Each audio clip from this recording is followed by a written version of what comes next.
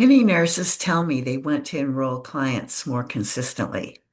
They know they can help people, but they're not sure how to describe their work so people recognize its value.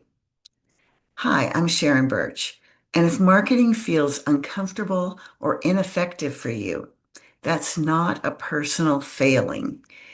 It usually means your clarity hasn't had a chance to develop yet. I created the Get Clear, Get Chosen workshop to show you how clarity develops and how that leads to people leaning in and saying yes.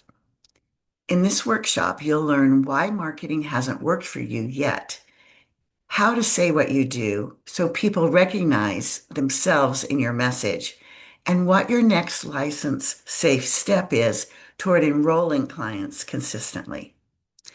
This is a practical, nurse-specific workshop designed to support confident action that moves your business forward. If you're ready to get clear and get chosen, I invite you to register through the link on this page. I'll see you in the workshop.